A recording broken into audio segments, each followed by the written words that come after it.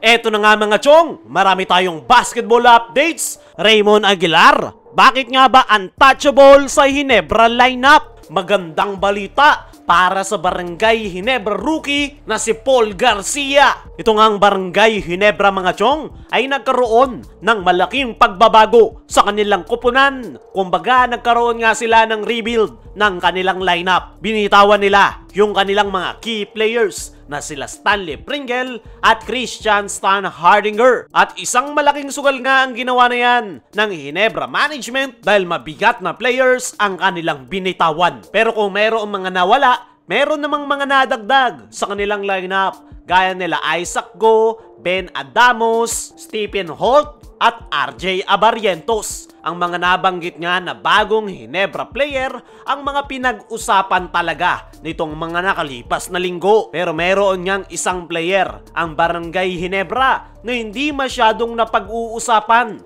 pero napakalaki ng potensyal. Yan ay itong isa pang rookie ni Coach Tim Cone na si Paul Garcia. Hindi nga ito masyadong napapansin simula ng madraft ng Barangay Ginebra. Pero sa naging debut game nga nila sa exhibition game sa Macau kontra New Taipei Kings ay isa itong si Paul Garcia sa mga naging revelation player ni Coach Tim Cone, kung saan nakapagtala nga ito ng all-around performance na 7 points, 5 assists at 3 rebounds. Limitadong minuto lang ang ibinigay sa kanya ni Coach Tim Cone pero agad nga itong nakagawa ng impact, mapa-opensa o depensa ay nakagawa nga ito agad ng ingay sa Barangay Ginebra. Kaya naman, maraming Barangay Ginebra fans ang umaasa na sana ay mapapirma ito ng kontrata at maipasok sa final 15-man lineup. At ang magandang balita nga dito kay Paul Garcia mga chong ay nabigyan na nga ito ng kontrata ng Barangay Ginebra dahil ayon nga sa mga trusted source ay very impressed nga raw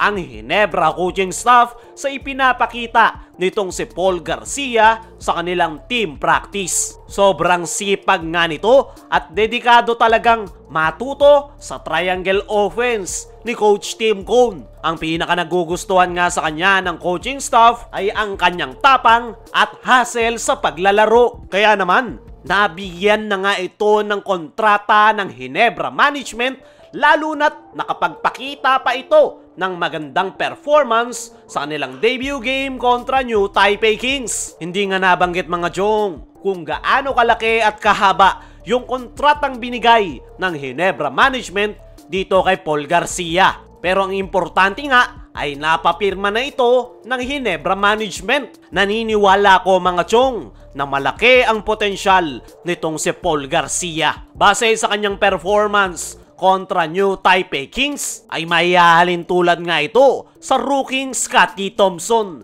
Ganyan na ganyan yung ipinapakita noon ni Scottie. Hustle, sipag at walang takot na makipagsabayan. At karamihan nga sa Barangay Ginebra fans ay very impressed sa nasabing rookie. Tahimik lang pero yung mismong laro niya yung nag-iingay. At karamihan pa sa Barangay Ginebra fans ay ito raw yung batang version ni Scottie Thompson. Para sa akin mga chong, agree ako sa sinasabi ng karamihan sa Barangay Ginebra fans na may pagkakahalin tulad talaga ito kay Scottie Thompson. Dahil gaya ng sabi natin kanina, nandun yung kanyang tapang, hustle, walang takot na makipagsabayan, dumagdag pa yung kanyang jersey number 6 na dating suot-suot ni Scottie Thompson. At kung may pagpapatuloy ni Paul Garcia ang kanyang magandang performance sa Barangay Ginebra ay hindi malabong marating niya rin yung naabot ni Scottie Thompson sa kanilang kupunan. Sa ngayon ay kahit nakapirma na ng kontrata itong si Paul Garcia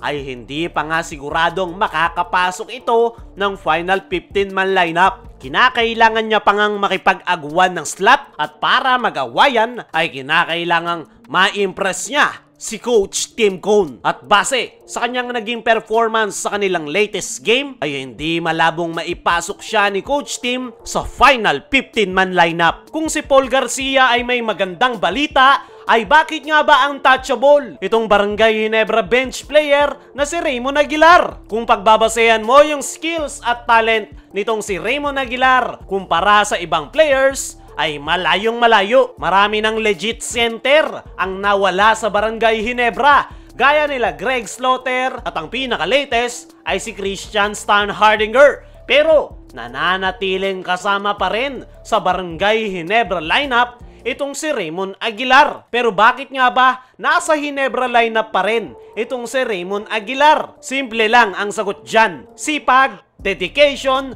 at commitment as a player. Hindi man nabibigyan ng playing time ni Coach Tim Cone itong si Raymond Aguilar, pero ang hindi nga nakikita ng mga fans ay yung trabaho niya behind the scenes. Si Raymond Aguilar nga mga chong ang dahilan kung bakit kondisyon ang mga big man ng Barangay Ginebra. Nabanggit na rin yan ni Christian Stan Hardinger. At yan nga yung gusto sa kanya ng Ginebra management, kaya hanggang sa ngayon ay nandyan pa rin siya sa lineup at hindi maalis-alis. Para sa akin mga chong, malaki ang pakinabang nitong si Raymond Aguilar. Lalo na ngayon na kulang ang Barangay Ginebra ng banger sa loob ng painted area. Tanging si Japet Aguilar nga lang ang sinandalan ni Coach Tim sa kanilang nakalipas na exhibition game. Meron ngang Isaac Go at Ben Adamo si Coach Tim, pero yung laro ng dalawang yan ay more on outside shooting. At pwedeng magbukas ng pinto yan